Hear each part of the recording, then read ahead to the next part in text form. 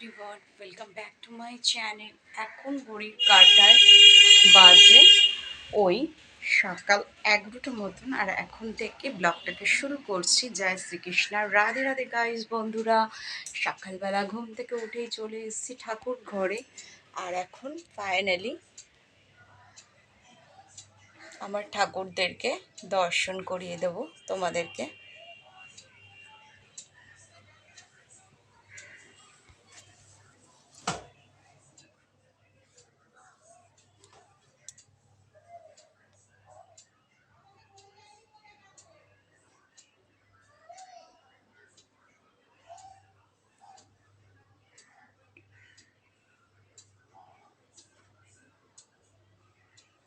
তো দেখতেই পেলে ঠাকুর দর্শন করিয়ে এখন চলে যাব একটু বাইরে ব্যালকনিতে। আর আজকের বাইরের ওয়েদারটা কেমন কি একটু তোমাদের সঙ্গে শেয়ার করি। তো দেখো বাইরের ওয়েদারটা কেমন। শীত এখনো ঠিক মতন পড়েনি আমাদের ইন্ডিয়াতে, আর কিন্তু একটা শীতের আভাস চলেই এসছে, হালকা হালকা মিষ্টি মিষ্টি বাতাস কিন্তু বইছে, তাই না? আর এখন এই যে মা দুর্গাকে প্রণাম জানিয়ে আর সকালবেলা জলখাবারে এখন দেখো বানিয়েছি ভাত, আর একটু ফ্রিজ থেকে বার করে নেব কাঁচা মাছ। আর ফ্রিজে আজকে দেখো কি কাঁচা মাছ আছে না আছে, তো বার করে নেওয়া হয়েছে। আর দেখো 3 পিস মতো ওই রুই মাছের বাচ্চা নুন হলুদ মেখে ম্যারিনেট করে রেখেছিলাম, তো সেটাকেই এখন আমি ভালো মতন রান্না করে নেব।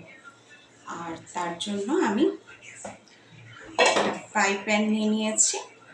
এবার এর মধ্যে কিছুটা পরিমাণ তেল দিয়ে তাওয়াতে গরম করে নেব।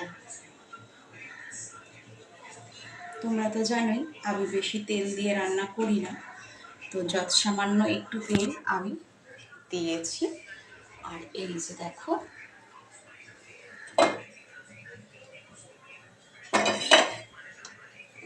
আর আজকে করব পটল দিয়ে ভর্তা, তাই 3খানা পটলের খোসা ছাড়িয়ে আমি কেটে নিয়েছি।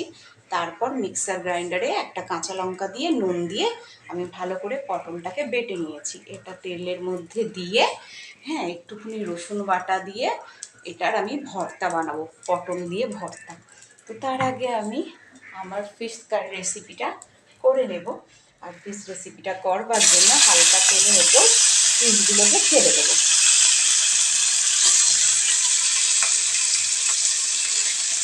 তো হালকা তেলের মধ্যে পিসগুলোকে আমি ছেড়ে দিয়েছি। এবার একটু এদিক ওদিক উল্টে দেব।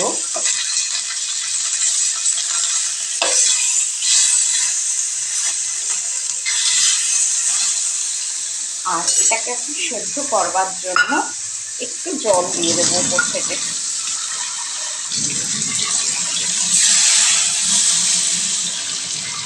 যেহেতু মাছটাকে সেদ্ধ করব, হালকা তেলে আমি সোনালি বর্ণ করে ভেজে নেওয়ার পর এটাকে আমি সিদ্ধ করবার জন্য জল দিয়ে দিলাম।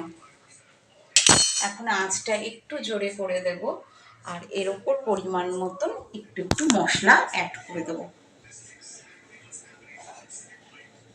মশলা বলতে দেব লঙ্কার গুঁড়ো, জিরের গুঁড়ো, আর দেব হলুদ গুঁড়ো। তো দেখো 1 টিস্পুন মতন হলুদ গুঁড়ো দেবো কাঠের,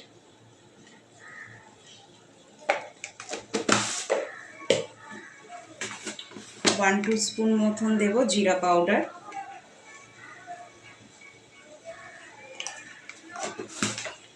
কাশ্মীরি লাল মির্চ দেব 1 টিস্পুন।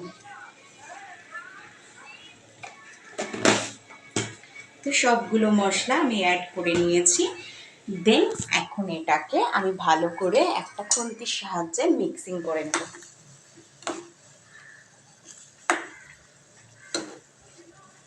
এটা যতক্ষণ না সেদ্ধ হয় ততক্ষণ রান্নাটা হতে দিতে হবে।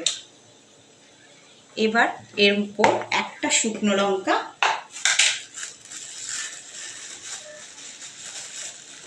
দিয়ে দেব, তাহলে ঝোলের টেস্টটা আরও সুন্দর আসবে।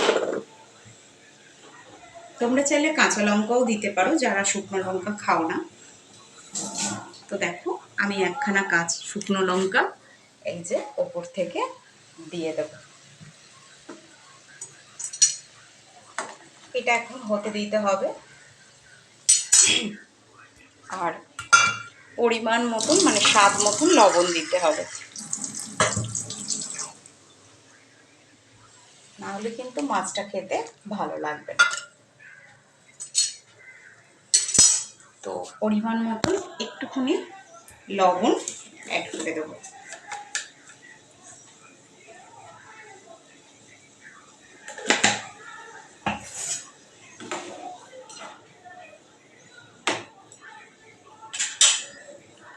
তো দেখো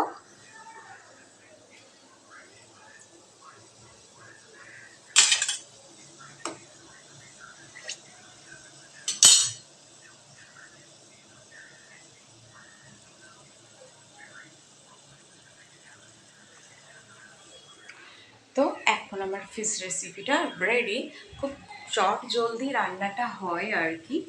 আর রান্নাটা করবার জন্য বিশেষ একটা কিন্তু কোনো ঝামেলা নেই। আমি প্রথমেই দেখেছো যে রুই মাছের মাছটাকে ভালো মতন ফ্রিজ থেকে বার করে নিয়েছি, আর ওটা নুন হলুদ মাখিয়ে ম্যারিনেট করতে দেওয়া ছিল ফ্রিজে।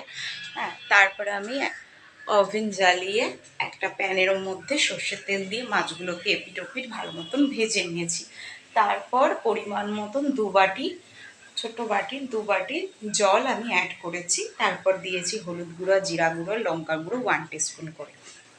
তারপর স্বাদ মতন লবণ, আর ওপর থেকে একটা শুকনো লঙ্কা আমি দিয়ে দিয়েছি। তোমরা চাইলে শুকনো লঙ্কাটা স্কিপ করে তোমরা কিন্তু কাঁচা লঙ্কাও অ্যাড করতে পারো। তো আজকের রেসিপিটা তোমাদের কেমন লাগলো প্লিজ প্লিজ কমেন্টে জানাও। যারা নতুন নতুন রান্না শিখছো তাদের জন্য কিন্তু খুব একটা সুন্দর রান্না।